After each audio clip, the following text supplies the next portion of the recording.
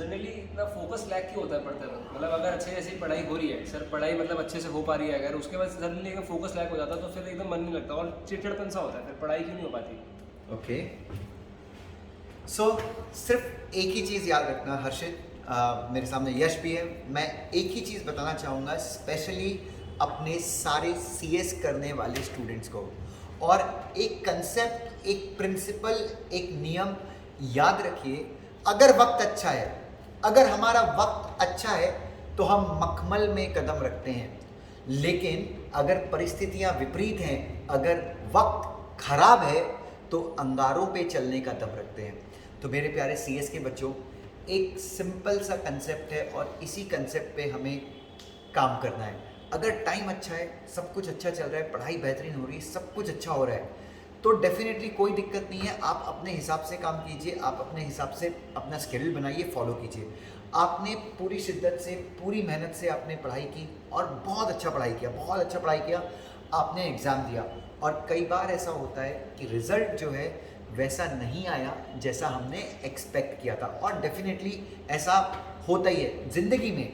ऐसा कोई भी इंसान नहीं है, कोई भी इंसान नहीं है। आप अपने अगल बगल देख लीजिए, जो आपके मोहल्ले में सबसे रिच आदमी है, गरीब आदमी, कोई भी आदमी है, किसी का ग्राफ कभी भी ऐसा नहीं गया कि उसकी ज़िंदगी में सिर्फ तरक्की ही तरक्की आई है, ऐसा लाइफ में कोई भी नहीं है। चाहे हम प्राइम मिनिस्टर मोदी जी की बात करें, आपको पता होगा कोलकाता वेस्ट बंगाल का वो इलेक्शन हारे, भले ही हम मानते हैं कि वो सर्वश्रेष्ठ नेता हैं। आप किसी की भी बात करें, आप मुकेश अंबानी जी को भी देखिए, उनकी लाइफ में भी कई सेटबैक्स आए, और आप मुझे देख लीजिए, मैं आपके सामने ये वीडियो बना रहा हूँ, मैं भी सीएस एग्जीक्यूटिव में फेल हुआ।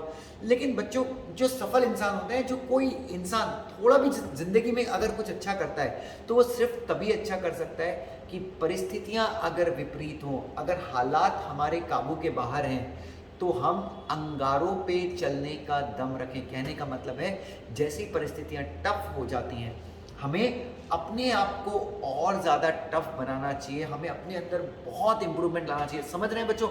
परिस्थितियां अच्छी है तो मखमल में कदम रखेंगे, हर एक चीज़ अपने हिसाब से करेंगे, लेकिन जहाँ पे लाइफ में चैलेंजेस आ गए, जहाँ पे लाइफ ने हमको आईना दिखा दिया कि बॉस तेरी कोई औकात नहीं है जब तक तू परिश्रम ना करे, तो उस समय हमें अपने आप से एक वादा करना चाहिए कि अब अंगारों पे चलेंगे। अंगारों पे चलेंगे, इसका मतलब क्या है? इसका मतलब है कि बहुत मेहनत करेंगे, एक स्ट्रिक्ट अनुशासन का पालन करेंगे। अगर हमने ये सोचा है कि पढ़ाई हमें सुबह 4 बजे करनी है तो 4 बजे उठेंगे। अगर हमने सोचा कि रात को पढ़ाई करनी है तो रात तक पढ़ाई करेंगे, बट अपने अनुशासन से, अपने नियम से, और जो हमने खुद से वादा किया है उससे कभी पीछे नहीं हटेंगे, क्योंकि अंगारों में चलने का दम ही किसी इंसान को अंदर से मजबूत बनाता है। और याद रखिए, अपने खुद से किए गए वादे, खुद से किए गए वादों को अगर आप हमेशा पूरा करेंगे तो ये चीज़ आप मान लीजिए कि अंगारों पे चलना आपने शुरू कर दिया है। और जो लोग अंगारों पे चलते हैं, आपको पता है कभी भी उनकी हार नहीं होती। देर सवेर हो सकता है बच्चों, आप मेहनत कर रहे हैं, आप फेल हुए, लेकिन फिर से आपने बहुत मेहनत की, ईमानदारी से मेहनत की, अंगारों पे चले आप, आपने रूटीन फॉलो किया, हो सकता है फिर से आप फेल हो जाएं। लेकिन याद रखिए, ज़िंदगी में एक लेसन मैंने सीखा है कि मेहनत जो है वो कभी व्यर्थ नहीं जाती, कभी भी व्यर्थ नहीं जाती। अगर आपने सच्चे दिल से परिश्रम किया है तो वो कभी व्यर्थ नहीं जाएगा। हो सकता है रिजल्ट लेट आए, बट हो सकता है उस रिजल्ट लेट आने के चक्कर में आपने इतना ज़्यादा ज्ञान अर्जित कर लिया बार बार पढ़ाई करके कि आपकी प्लेसमेंट बहुत अच्छी हो जाए। सो बस मेहनत करते रहिए, पूरी ईमानदारी से, पूरी निष्ठा से। Thank you so much, God bless you.